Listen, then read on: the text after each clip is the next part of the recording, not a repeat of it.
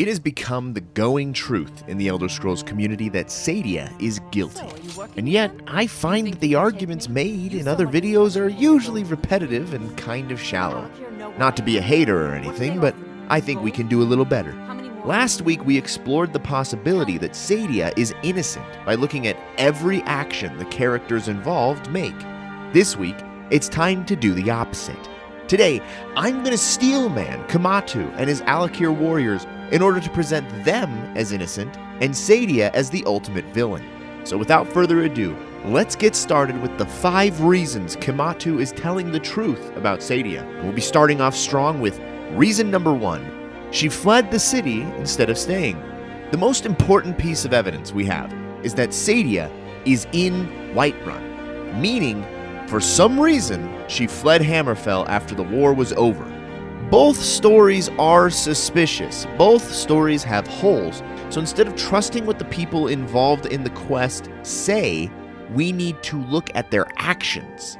One way or another, Saadia chose to leave her home in the city of Taneth and head to the Thalmor-occupied Skyrim. And the question is why?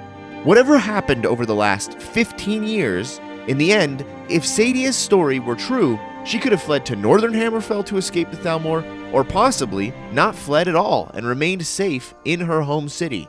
Why flee all the way to Skyrim? You know, Skyrim, the place famous for its lack of elves. Minus the Thalmor, of course. I don't like you. I think you're a heretic. And so you will die a heretic's death.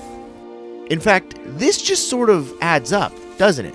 If you were in Hammerfell and you had to pick one of the neighboring provinces to flee to in order to escape your government, you would probably pick the place they are least likely to follow you. That is, if you were trying to run away from the Thalmor instead of trying to hide behind the Thalmor. Skyrim is currently under an inquisition by the Thalmor. Saadia can't know all the details for certain, of course, at least not 15 years ago, but if she had to guess where the alik'r would be the least likely to follow, then Skyrim would be a pretty good guess, wouldn't it? The choice for her to come to Whiterun is better explained by Kematu's versions of events than by her version of events. She sold the city out to the Aldmeri Dominion. Were it not for her betrayal, Taneth could have held its ground in the war. The other noble houses discovered her betrayal, and she fled. They want her brought back alive. I am not the person that the people of Whiterun think I am. My real name is Eamon. I am a noble of House Suda in Hammerfell.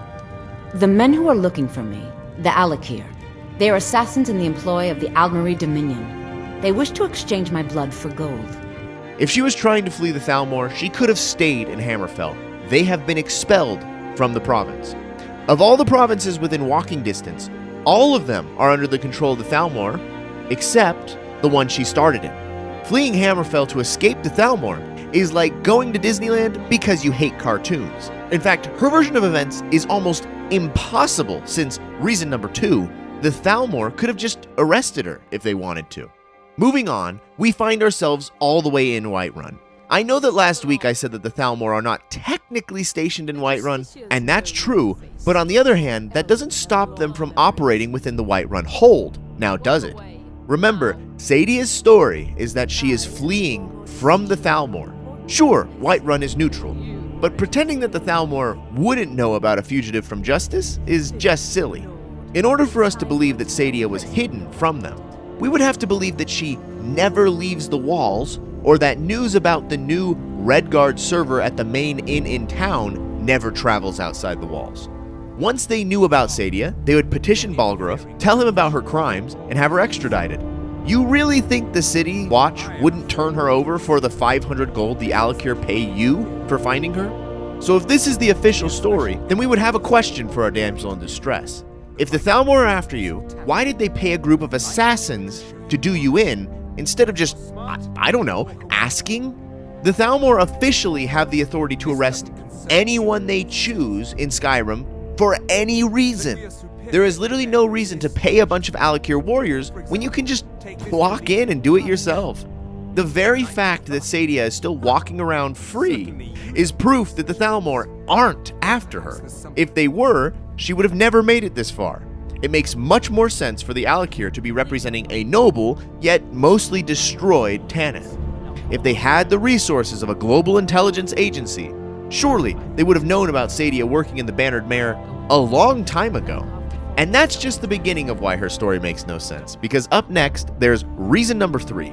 The alik'r have clearly not paid off the Whiterun guards, contrary to what she says. One of Saadia's main defenses for why she doesn't behave rationally is her claim that any appeal to the guards of Whiterun would result in the alik'r or the Thalmor backing those alik'r to pay off those guards, and even the Jarl if necessary, and eventually for her to be caught. You think I'd be in hiding if this was something I trusted town guards to handle? These men are ruthless, cunning, deceitful. They'll pay off whoever they can. I can't trust anyone here in Whiterun. Guards and Jarls can be bought. And the alik'r are close. I'm running out of time, so I'm choosing to trust you. This is a very convincing argument. Too bad it's very obviously false. Now, I just want to pause here and highlight the real absurdity of this situation. The truth is, no matter which side you're on, her story here makes no sense. We have a dude in jail being held for 100 gold. He is afraid that he's going to be left to die in this cell. My life with the alik'r is over now, but I have no wish to die in this god's forsaken land. If I can be released from prison, I may start over. See to that, and I'll tell you what you want to know. The alik'r, whether they are assassins here to kill Saadia, or they are representatives of the Red Guard noble houses, apparently lack the finesse to bribe anyone, or they would be doing so already. Still, Saadia maintains that she could never trust anyone in authority, not the guards who already hate the alik'r by the time we meet them, and not the Jarl, who she has never spoken to in her life, because all of them are liable to take the bribe the alik'r will surely offer them to turn her over. However, we all know this is a lie. We know it immediately, at the very beginning, don't we? The very first interaction you have with the warriors is the guards telling them to leave, then repeatedly refusing to listen to their logic on why they should be allowed in.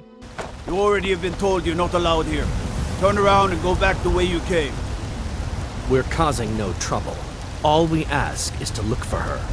I don't care what you're doing. After what happened, you're lucky I don't toss you in jail. Now get lost.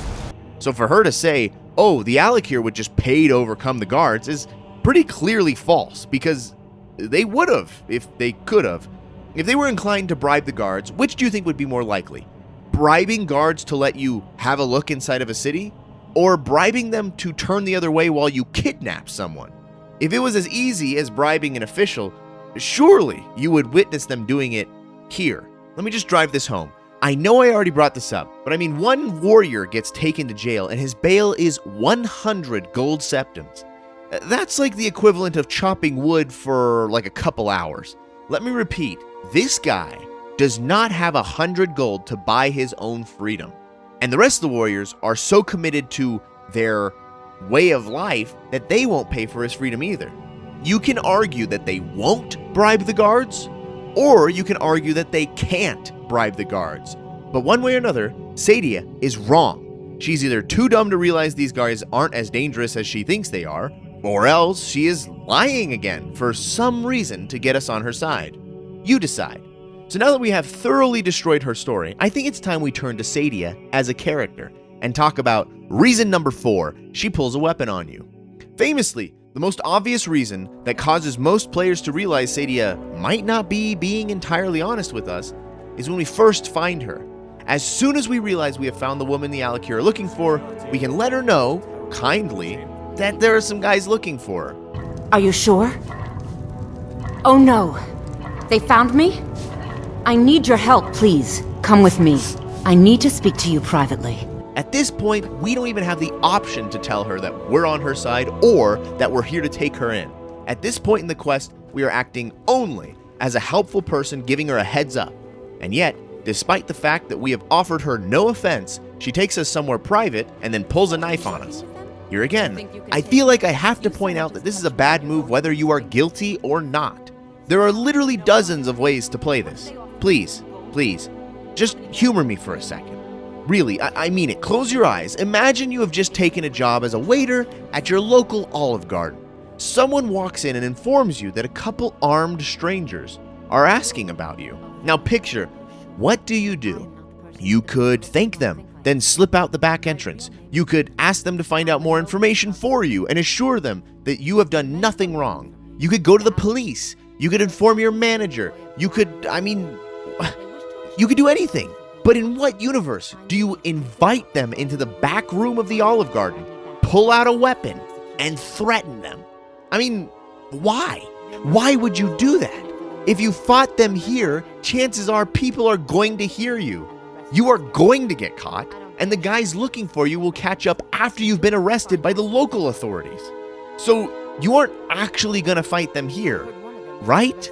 That would be insane.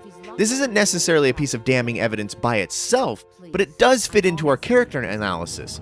She is jumpy, she is mistrustful, she is ready to kill or harm someone who has offered her no offense. And the only point that she puts the dagger away and tries to be your friend is not when you tell her, hey, I'm not here to hurt you. It's when you tell her, hey, you couldn't take me if you tried, lady.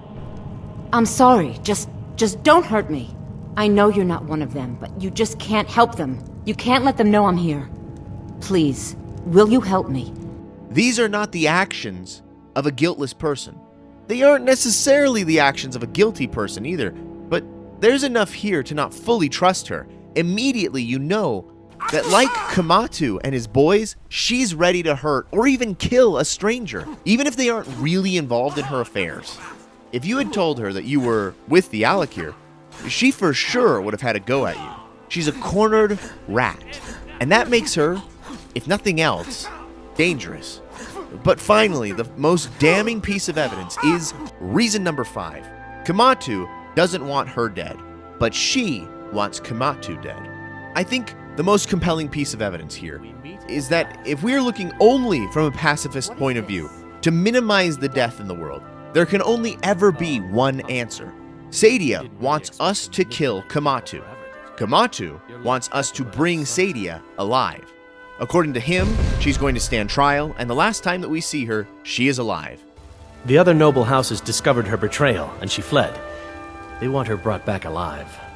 Now we'll take our friend here back to Hammerfell, where she will pay the price for her treason. Not on the way back. Once she gets there, it's not up to me to decide what's done with her. He gets mad if you kill her. All that effort and you just kill her? You've ruined everything. If we reverse the roles, Saadia only wants us to kill them. All of them.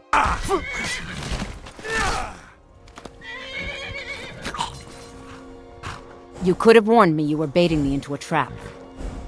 But you're right. This should scatter the rest of them. I can go back to my life for now. You have my thanks. Now look, if this is a frame job, we can still not know the correct answer, right? But if you are ever in a situation where you're in like one of those movies where you're holding a gun and you have to choose which person in front of you to shoot and which person is, I don't know, innocent, and one of them says, why don't we put this into a court of law? Assign each side lawyers, have a judge and jury of your peers decide who's guilty and the punishment. And the other person says, you just need to kill that guy, please. I hope you would at least lean towards the first guy. At the very least, we hopefully are going to get a more complete picture and not just kill someone. That exact argument is what's going on here. We don't know if Saadia will face a fair trial. We can't know. But we do know that if she had her way, she would have you kill like 10 people just to let her keep living her life as a barmaid. Again, this doesn't necessarily mean that she's guilty, but we can't deny that at least on a surface level, Saadia is at least more bloodthirsty than Kematu. And that's even true when it comes to the lives of Redguards. If you asked me to guess based solely on the information we have discussed on this point, which is more likely? A girl who is ready to kill 10 people to buy herself some time may have sold out a larger group of people for money, or a group of bumbling but ultimately law-abiding people are just looking to force a criminal to stand trial for the sake of justice? I would have to say that my money would be on the group of people telling the truth. And that's a wrap. With all this said, we are ready for the final piece of the puzzle. Make sure you subscribe so next week, when I formally act as judge, jury, and executioner, you don't miss it. And if you missed last week's episode where I explored all the evidence of Saadia being innocent, I'll be sure to link it here. To help you remain tranquil in the face of almost certain death, smooth jazz will be deployed in 3, 2, 1. I make Bethesda content here, so if that sounds interesting to you, form a gang with you and the boys and pursue fugitives across multiple provinces, and name yourselves Sistil Ravenrock. Then subscribe. It really helps with the channel. And until next time, I'll see you around.